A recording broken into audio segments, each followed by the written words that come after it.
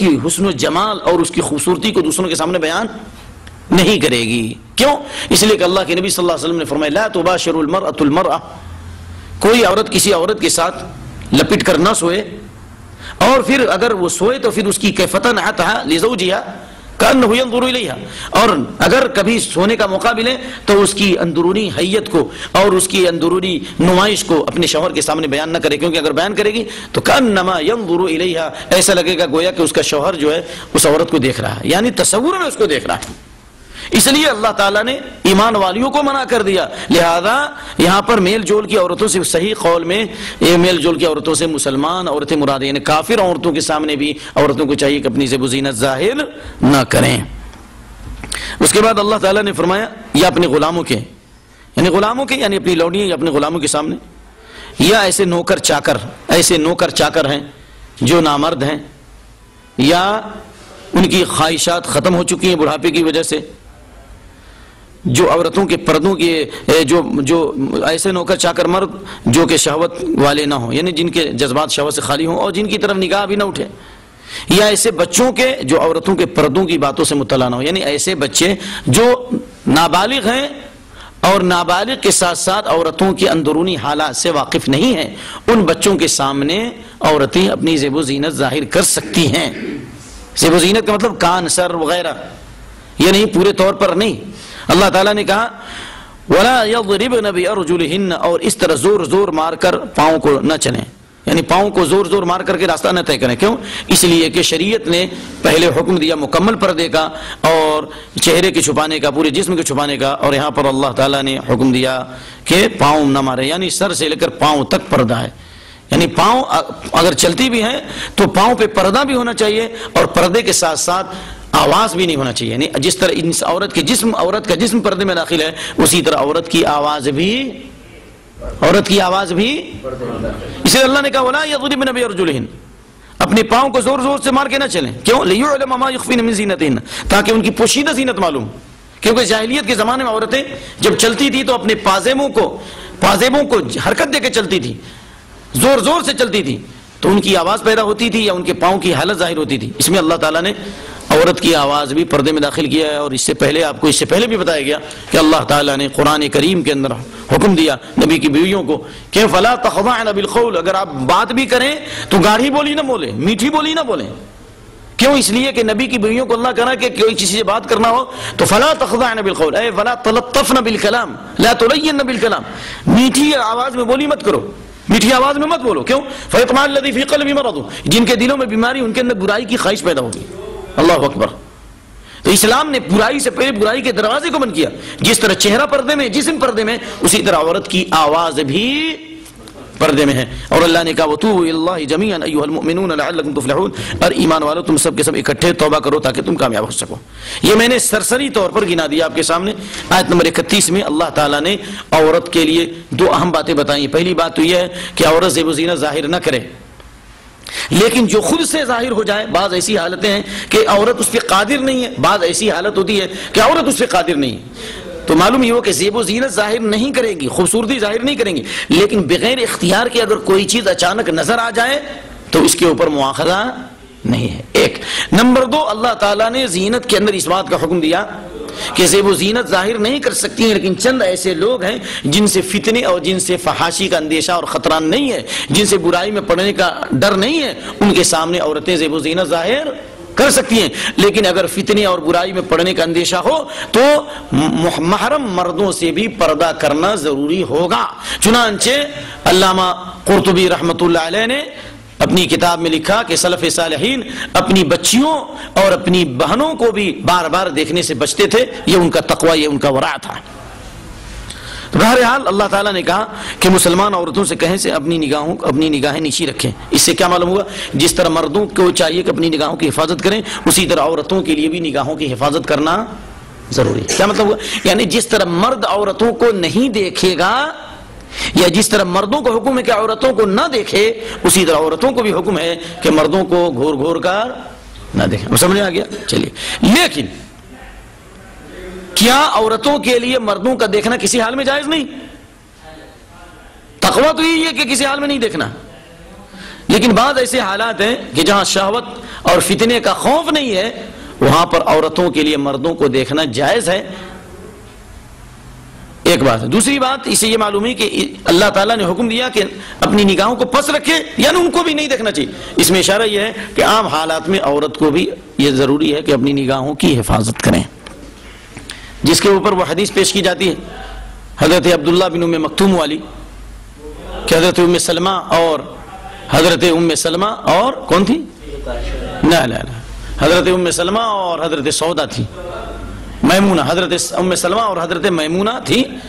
اور اسی درمیان میں اذ اقبل ابن ام مکتوم، اچانک عبداللہ بن ام مکتوم آئے اور اللہ کے نبی صلی اللہ علیہ وسلم اجازت مانگی. ایسا نہیں کہ ڈائریکٹ داخل ہو گئے، اندھے ہیں ڈائریکٹ داخل ہو گئے، اندھے ہونے کے بعد بھی اجازت مانگ رہے ہیں. دیکھو احترام، دیکھو اللہ کے نبی صلی اللہ علیہ وسلم نے اجازت دینے سے پہلے کہا احتجبا منہ، احتجبا منہ، تم دونوں کیا کر لو؟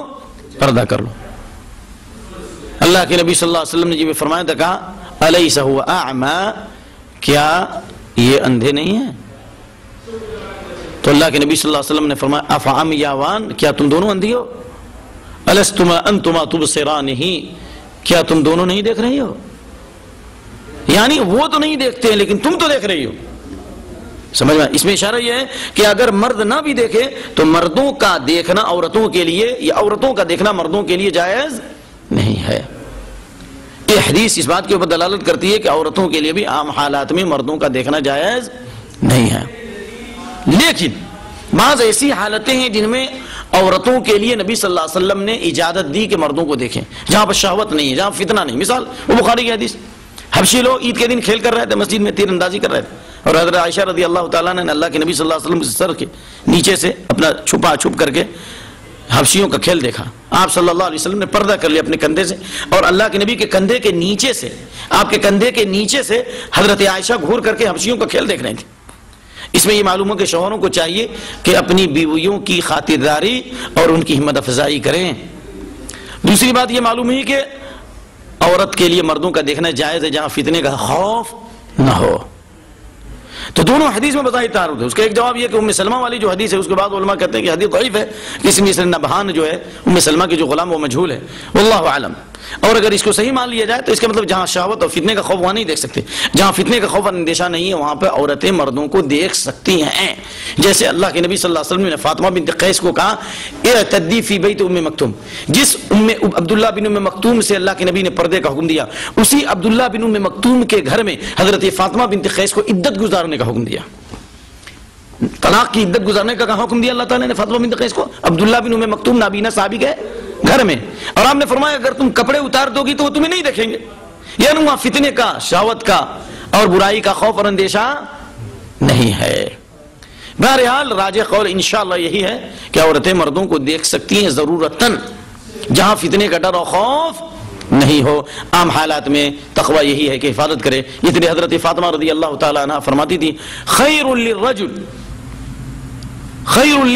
اللہ یر النساء، مرد کے لیے بہتر ہے کہ عورتوں کو نہ دیکھے، اور عورت کے لیے بہتر ہے کہ مردوں کو نہ دیکھیں. تو اللہ تعالیٰ نے کہا قل للمؤمنات یغضضن من ابصارهن ويحفظن فروجهن، اپنی شرمگاہوں کی حفاظت کریں. شرمگاہوں کی حفاظت میں وہ تمام چیزیں جو انسان کو فحاشی و بے حیائی کی طرف لے جائیں. ولا يبدين زینتهن، اور اپنی زیب و زینت ظاہر نہ کریں مگر جو چیز خود سے ظاہر ہو. یہاں غور کیجیے، اللہ نے کہا اپنی زینت ظاہر نہ کریں. زینت کیا ہے؟ زینت دو قسم کا. زینت کی کتنی قسمیں ہیں؟ زینت کی ایک خلقی اور ایک اکتسابی. ایک وہ جسمانی زینت اور ایک لباس والی زینت. اب تو سمجھ میں آ گیا. جسمانی زینت عورت کا پورا جسم زینت ہے. المرأۃ عورہ، عورت کا پورا جسم پردہ ہے، سر سے لے کر پاؤں تک. عورت کو عورت کہتے ہی کہ عورت کے معنی چھپانا، جو چیز چھپانے والی ہو. المرأۃ عورہ، عورت سراپا عورت ہے، پردہ ہے. فإذا خرجت استشرف الشیطان، جب عورت نکلتی ہے تو شیطان اسے اچک لیتا ہے. وآخر، اس میں اشارہ ہے کہ عورت اگر پردہ نہیں تو پھر اللہ کے نبی صلی اللہ علیہ وسلم نے کیوں عورت کو گھر میں رہنے کا حکم دیا؟ اور عورت کا پورا جسم پردہ نہیں تو اللہ تعالیٰ نے نبی کی بیویوں کو کیوں کہا وقرن فی بیوتکن، اپنے گھروں کو لازم پکڑو، ٹک جاؤ، مت نکلو، تم خاتون خانہ بنو، شمع انجمن نہ بنو. تو اللہ تعالیٰ نے عورت کو حکم دیا ہے پردے کرنے کا، گھر میں رہنے کا. وقرن فی بیوتکن ولا تبرجن تبرج الجاہلیۃ الاولی. تو پہلی زینت کیا ہے؟ عورت کا پورا جسم پردہ ہے، اور اللہ کے نبی صلی اللہ علیہ وسلم فرمایا عورت جب نکلتی ہے تو شیطان اچک لیتا ہے، وَأَقْرَبُ مَا يَكُونُ مِن رَحْمَةِ رَبِّهَا وَهِيَ فِي قَعْرِ بَيْتِهَا، اور عورت اللہ کی رحمت سے سب سے زیادہ اس وقت قریب ہوتی ہے جب اپنے گھر کے اندر ہوتی ہے، تو عورت کا پورا جسم پردہ ہے۔ تو اللہ تعالیٰ نے کہا کہ عورت زینت ظاہر نہ کریں، چاہے وہ جسمانی زینت ہو یا لباس کی زینت ہو، لباس کی زیب و زینت ہو، سر کی زینت ہو، بالی کی زینت ہو، بال کی زینت ہو، بالی کی زینت ہو، انگوٹھی کی زینت ہو، سرمے کی زینت ہو، کسی بھی زینت کو، جس کو زینت کہا جائے، جو خوبصورتی ہو، جس کے اندر خوبصورتی پیدا ہو، جس سے حسن جمال پیدا ہو، اس زینت کو عورت کبھی بھی ظاہر نہ کرے۔ ایک نمبر دو، اللہ نے وَلَا يُبْدِينَ کہا، مضارع کا صیغہ کہا، ظاہر امر کا صیغہ نہیں کا نہیں، مضارع کا صیغہ، یعنی کبھی بھی ظاہر نہ کریں، کسی حال میں ظاہر نہ کریں، إِلَّا مَا ظَهَرَ مِنْهَا، مگر جو خود سے ظاہر ہو جائے۔ خود سے عورت کی کون سی زیب و زینت ظاہر ہوتی ہے؟